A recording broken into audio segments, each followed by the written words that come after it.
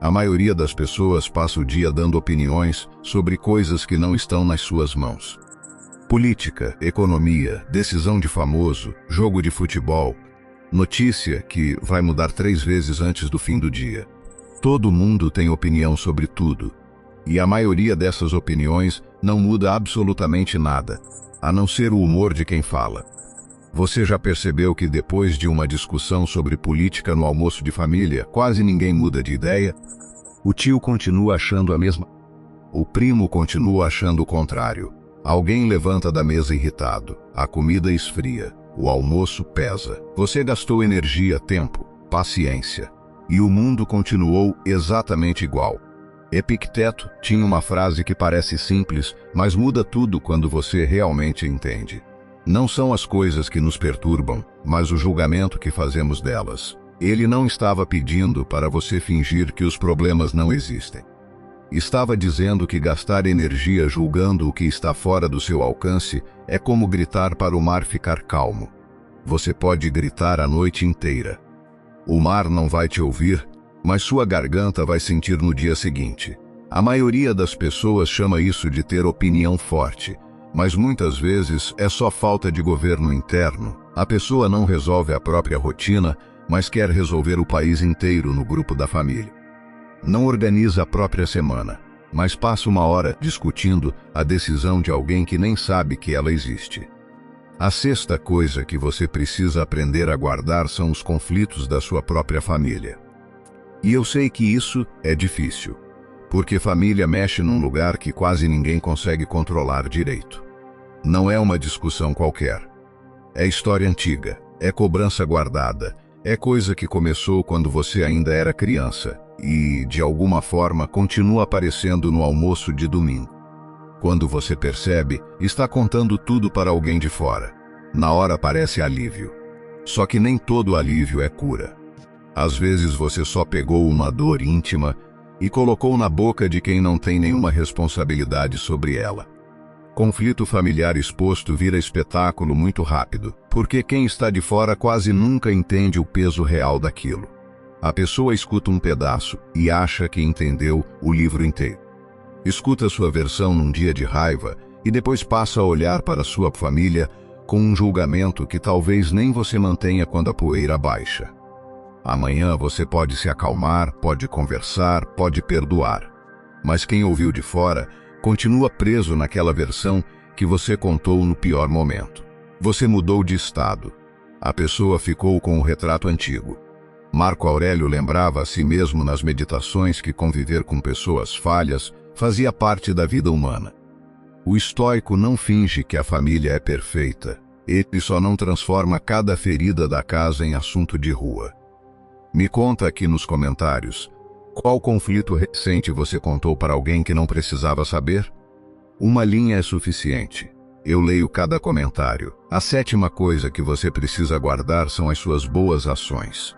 E isso parece estranho no começo, porque todo mundo fala para você mostrar o bem, inspirar pessoas, dar exemplo. O problema começa quando a boa ação deixa de ser bondade e vira palco. Você ajuda alguém e 5 minutos depois sente vontade de contar. Empresta dinheiro para um parente e depois comenta com outra pessoa. Faz um favor no trabalho e fica esperando que alguém perceba.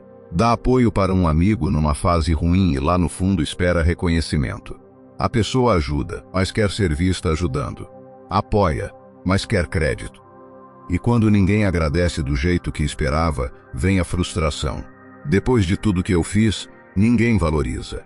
A boa ação começou como generosidade, mas terminou como dívida emocional. Você não ajudou, você comprou expectativa. Marco Aurélio lembrava a si mesmo que uma pessoa boa não fica anunciando que é boa, do mesmo jeito que uma videira não fica exigindo aplauso por dar uvas. Ela simplesmente cumpre sua natureza. A árvore não dá sombra e depois cobra gratidão de quem descansou embaixo dela. O sol não aparece de manhã esperando comentário. Existe uma grandeza silenciosa nas coisas que fazem o que precisam fazer, sem transformar isso em espetáculo. A prática é fazer uma boa ação silenciosa nesta semana. Uma só. Ajude alguém sem contar. Resolva algo para alguém sem transformar isso em história. Seja gentil sem esperar retorno. Faça o certo e entere a necessidade de ser visto. Quem faz o bem em silêncio começa a tocar uma liberdade rara. A liberdade de não precisar provar que é bom. A oitava coisa que você precisa aprender a guardar é o que fizeram com você. As traições, as humilhações, os abandonos, as rejeições, as promessas quebradas, as vezes em que você confiou e se arrependeu. Todo mundo carrega alguma coisa assim. E quando uma dor dessas fica apertando por dentro, a primeira vontade é contar, falar, desabafar, jogar para fora, porque parece que se ficar dentro vai te consumir. Só que aqui mora um perigo enorme. Nem toda pessoa que escuta sua dor merece acesso à sua ferida. Às vezes, você conta uma traição para alguém que só queria curiosidade, conta uma humilhação para alguém que depois repete a história com outro tom, conta um abandono para alguém que usa aquilo para te olhar com pena. E sem perceber, você revive a dor duas vezes. Primeiro quando aconteceu, depois quando entregou essa dor para quem não soube cuidar dela. Sêneca entendia que muita gente aumenta o próprio sofrimento não pelo que aconteceu, mas pela forma como continua alimentando aquilo por dentro. Tem gente que não quer te curar. Tem gente que quer saber detalhes, quer entender a fofoca, quer confirmar uma opinião, quer usar sua história como assunto quando você sair da sala. Essa pessoa não é abrigo, é vitrine quebrada. Você coloca sua dor ali e ela espalha caco para todo lado. Guardar o que fizeram com você não significa proteger quem te feriu. Não significa fingir que nada aconteceu. Significa parar de entregar sua história para quem só vai aumentar sua dor. A nona coisa que você precisa aprender a guardar é a sua disciplina invisível.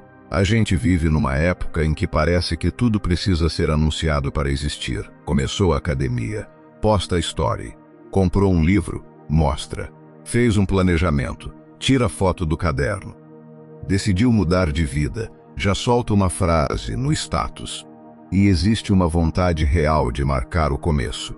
Parece que quando você anuncia a decisão fica mais séria. Parece que o mundo vira testemunha da sua mudança. Mas muitas vezes acontece o contrário. Você recebe atenção antes de receber resultado. Recebe parabéns antes de construir constância. Recebe elogio antes de provar para si mesmo que consegue continuar quando ninguém estiver olhando. A disciplina anunciada cedo demais vira espetáculo antes de virar identidade.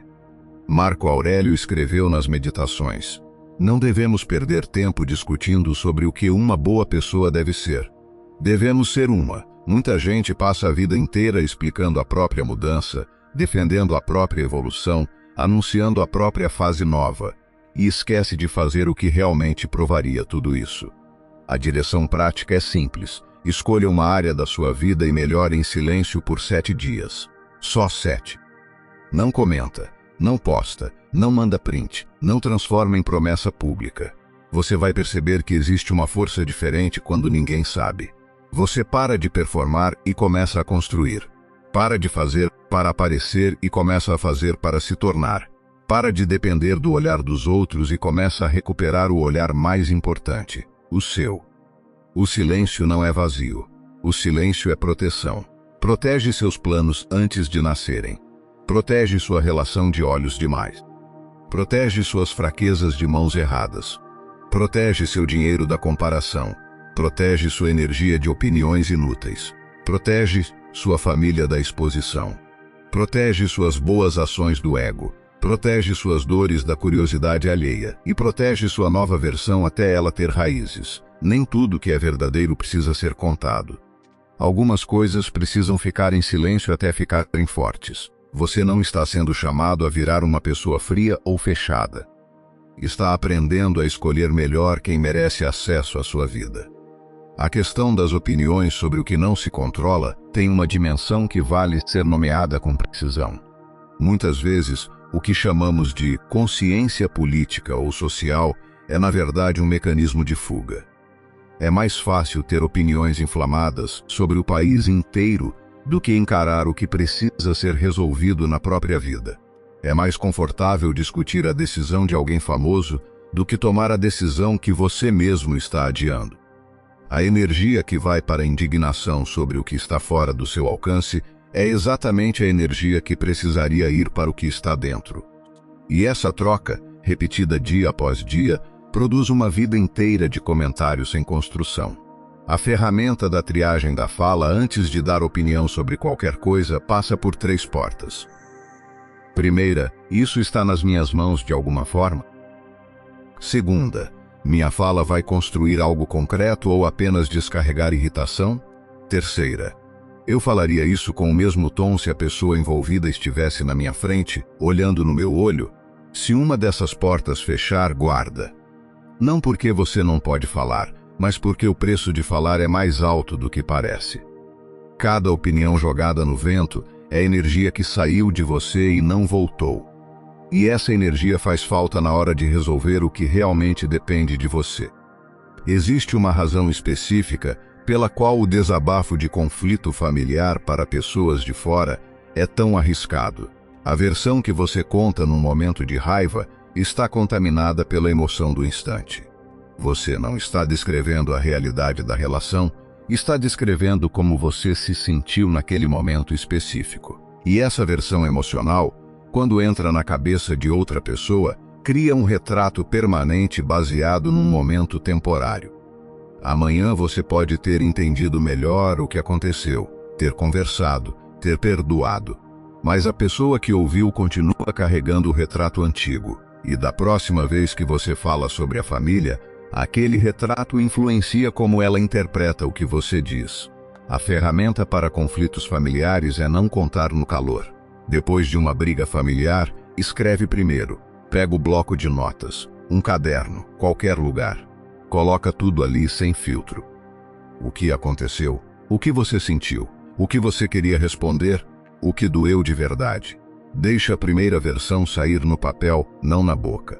Depois espera o corpo baixar. Só então decide se aquilo precisa ser falado com alguém.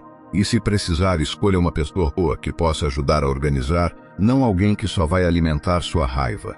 Existe uma diferença enorme entre buscar ajuda e espalhar conflito. Buscar ajuda tem direção. Espalhar conflito tem descarga.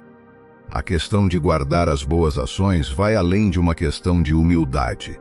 Tem a ver com a qualidade da motivação que sustenta a bondade ao longo do tempo. Quando você faz o bem para ser visto, o comportamento depende da presença de uma plateia. Quando a plateia não aparece, a motivação cai. Quando você faz o bem sem precisar ser visto, o comportamento tem uma fonte diferente, o alinhamento com os próprios valores. E essa fonte é muito mais estável ao longo do tempo, porque não depende de variáveis externas como o reconhecimento de outras pessoas. Marco Aurélio entendia isso precisamente. A virtude que precisa de plateia para existir ainda não é virtude de verdade. A dor que você guarda com critério não fica presa em você de forma nociva, desde que você encontre o abrigo certo para ela.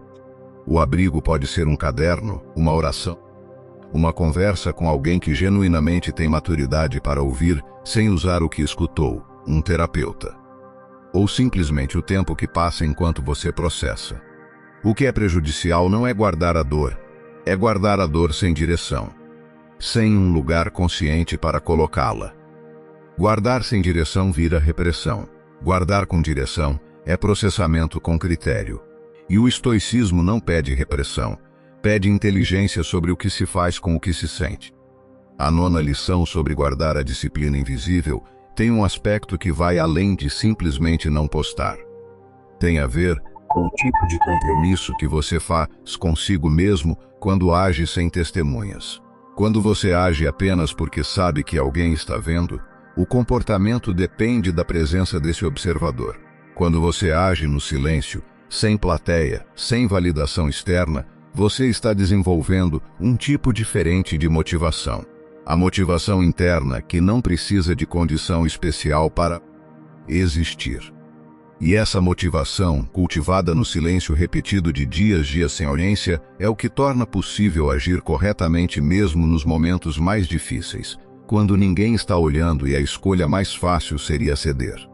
Existe algo sobre a 8ª lição, guardar o que fizeram com você, que merece ser nomeado com sensibilidade. Guardar não significa sofrer em silêncio absoluto ou não buscar ajuda. Se alguém te ameaça, te agride, te manipula ou te coloca em risco de forma constante, procure ajuda real.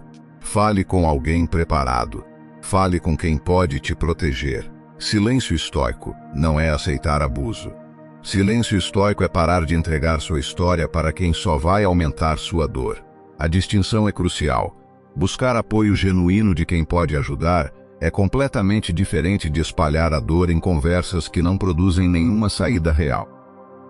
A 7ª lição sobre boas ações tem uma aplicação específica para o contexto digital em que vivemos.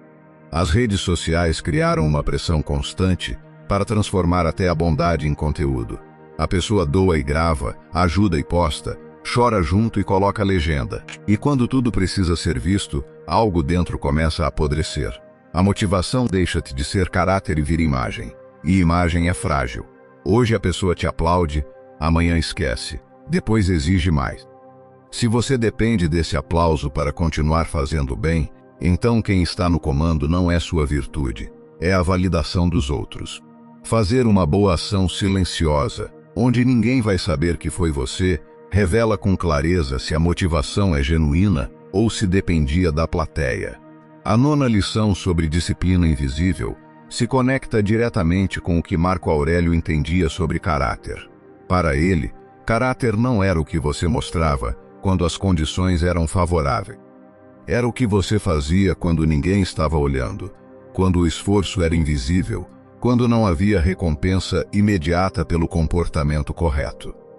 E o caráter construído nessas condições, ao longo de meses e anos de prática anônima, era o único tipo de caráter que ele considerava genuinamente confiável. Porque sabia que nos momentos de verdadeira crise, o que determinaria o comportamento não seria a imagem construída em público, mas o hábito cultivado no silêncio. A lição sobre opiniões e o que não controlamos tem uma aplicação que vai além das discussões políticas e das redes sociais.